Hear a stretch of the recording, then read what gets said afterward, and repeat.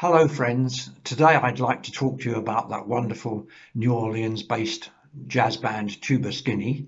But first of all, I'm going to take this opportunity to introduce you to one of my favourite souvenirs of New Orleans, this lovely hat.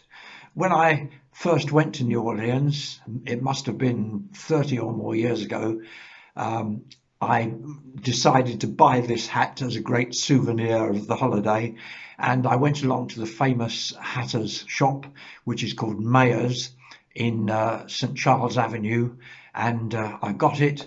I brought it home with me. I've proudly owned it ever since. I've hardly ever worn it, of course, but I do love to look at it from time to time. There was one occasion when I was invited to play at a jazz funeral. We do, in fact, have an occasional jazz funeral, even here in England.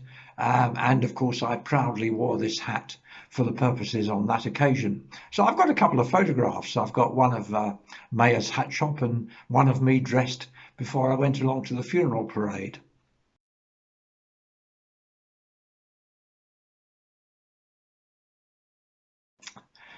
So my main topic today is Tuba Skinny, and in particular, I want to talk about the ways in which I think they can teach a lesson to the rest of us, to the other trad jazz bands all around the world.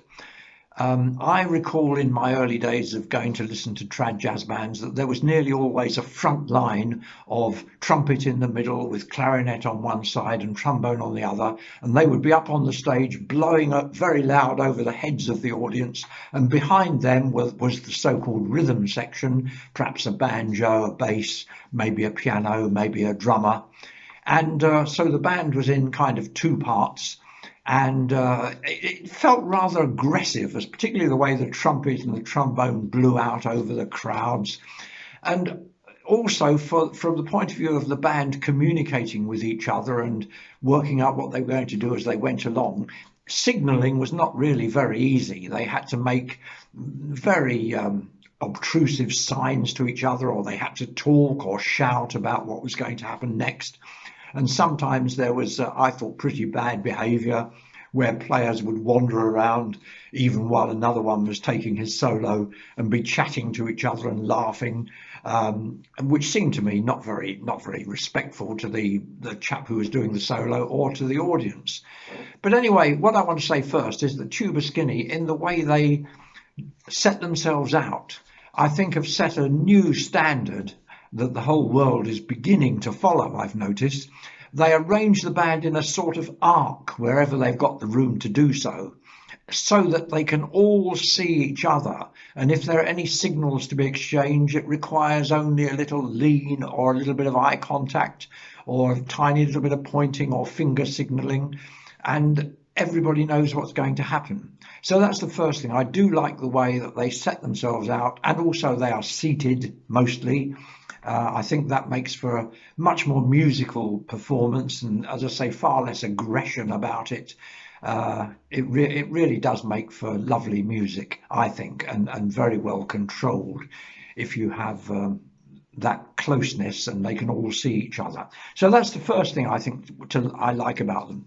The second thing they can teach us is that we shouldn't just keep on playing Bill Bailey, Won't You Come, Please Come Home, and All of Me, Careless Love, things like that, time after time after time. Why don't we be a little more adventurous and look into some of those old numbers from the 1920s and 30s and teach ourselves those and master them well and put them into our repertoire? I mean, what other band plays things like Dropping Shucks and Carpet Alley Breakdown, Jones Law Blues, Springfield Strut?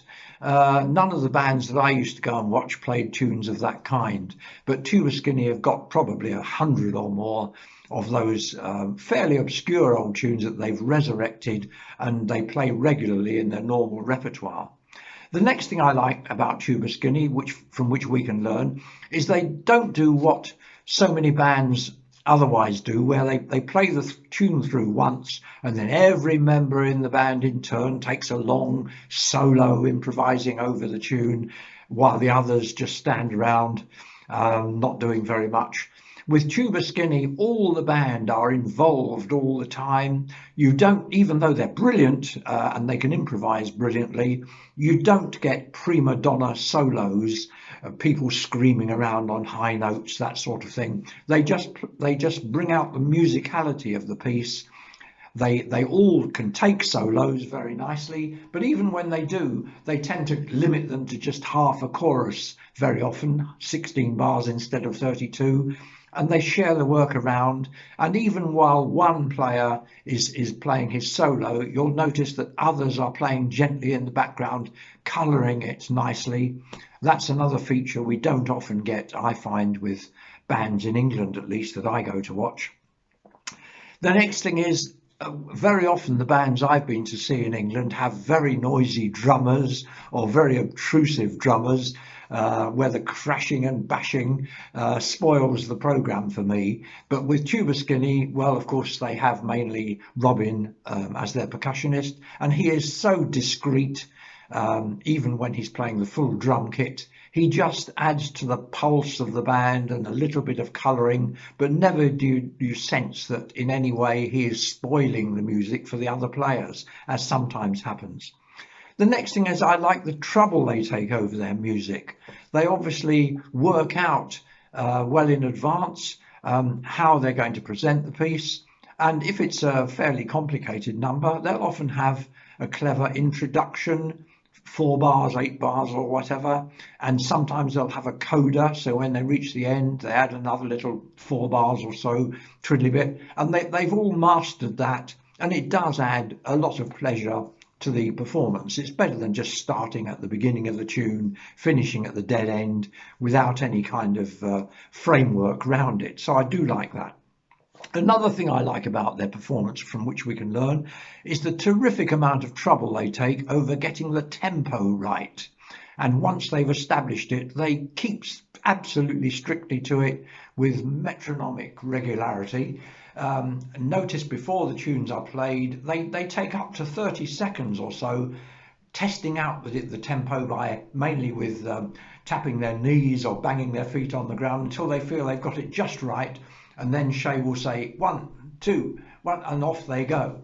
So getting the tempo right and holding it steadily is again something that isn't always mastered by other bands around the world. Very often they play tunes too slowly or too quickly, or they slow down during the performance, which I think rather spoils things.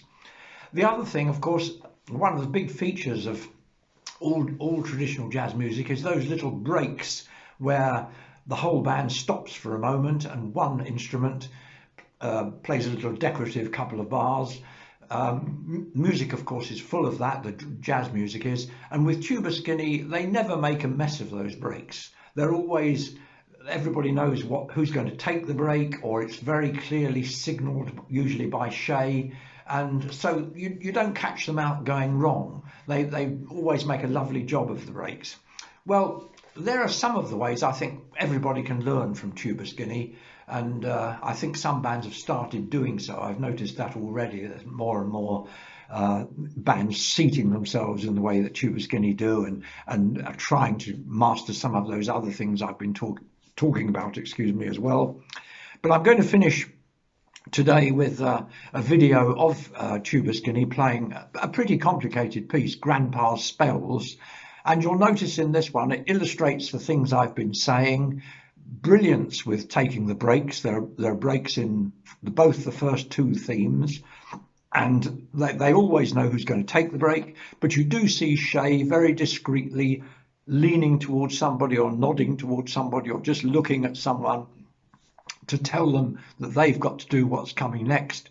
And there's also a point I should explain, incidentally. Grandpa's Spells starts with a little introduction, then there are 2 themes that are both played in the key of C, and after they've worked on those for some time, you'll notice Shay put a hand on her head, not having to shout out or anything, but that tells the band straight away they're going back to the beginning, playing A again, and this time, after they finish it, they go on to theme C, which is in a different key, and then they stay in that theme for the rest of the piece.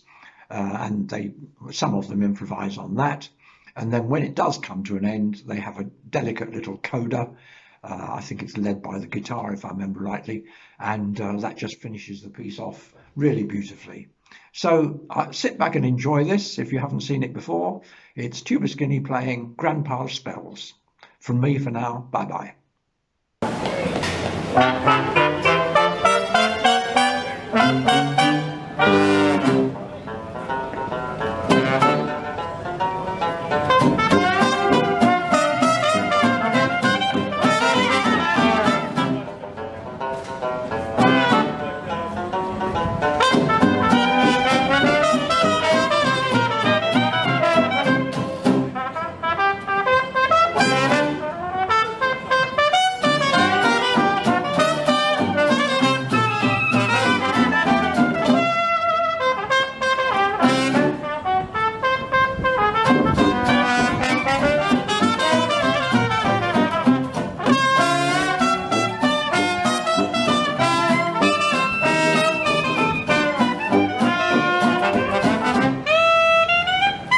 Yeah.